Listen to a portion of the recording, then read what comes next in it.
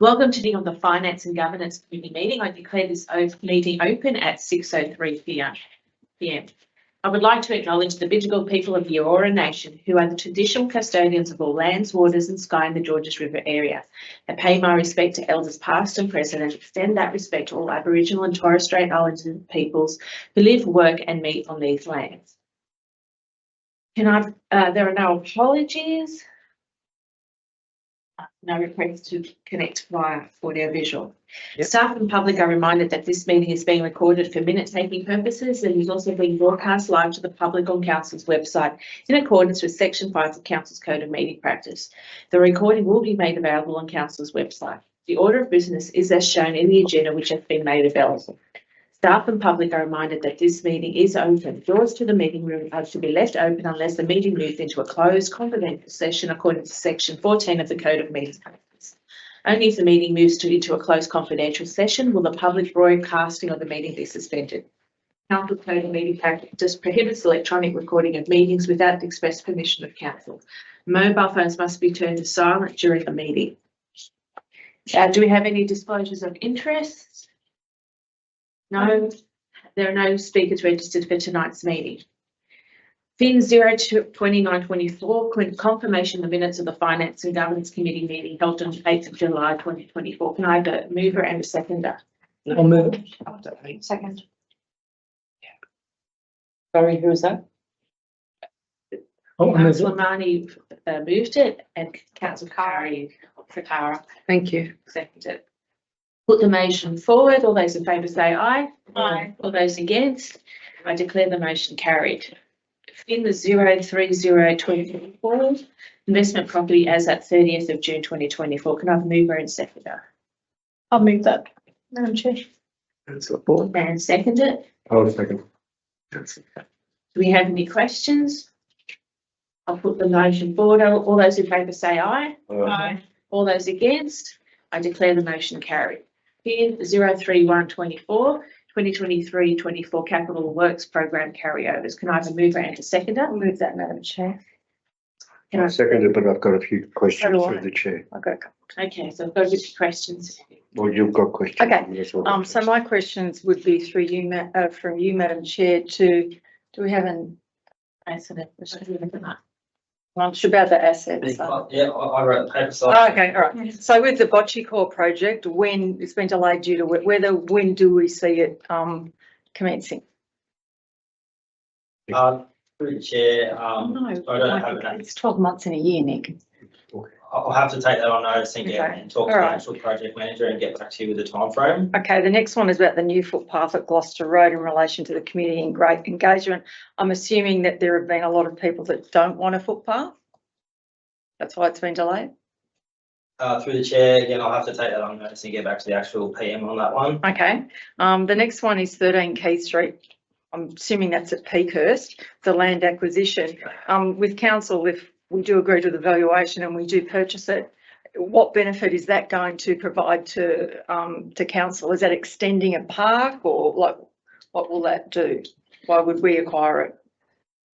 Through the chair, again, I'll have to take that on notice and get back to you by the PM. I believe that was part of one of our plans to acquire that site, so there would be a. I'm assuming that, yeah. I'd just like to know. Yep. Thank you. Councillor Capus? Yeah, mine are more general in terms of figures that you've got here. Through the chair, I just want to ask, what we've got is the 2024-2025 year, including the 2026-27 year. It looks like we're looking at a capital expenditure of 104.5 million.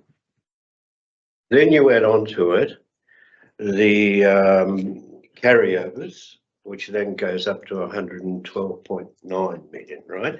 I'm only repeating these figures because there's a question I'm leading to.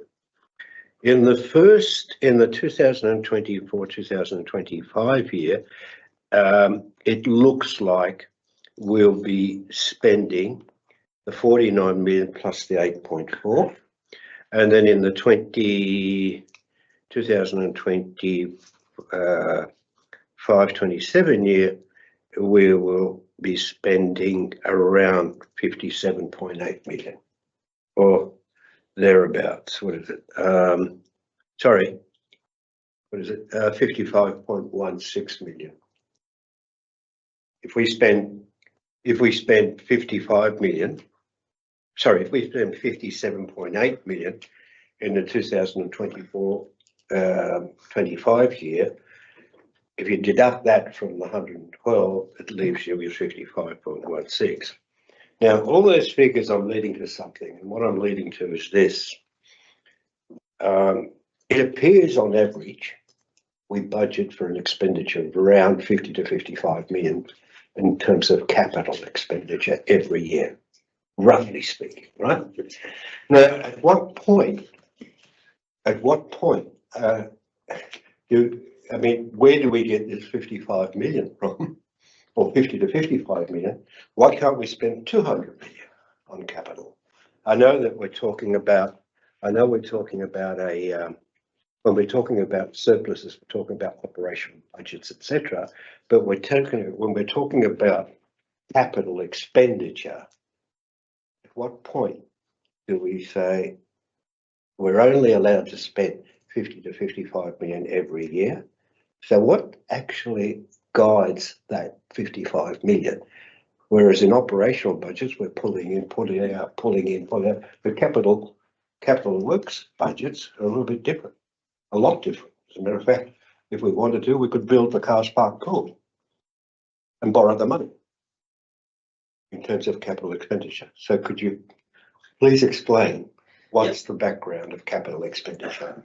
So through the chair to Councillor Cuttress. So it's a very similar way, like you mentioned, going in and out with the operational budget. So we did the same exercise with the capital budget. You would recall the briefings that we've had recently.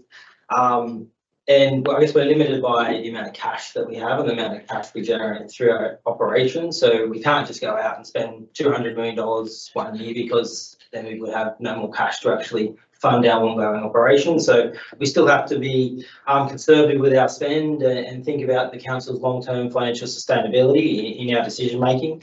The 50 million mark, it's kind of been, I guess, inflated in the last couple of years.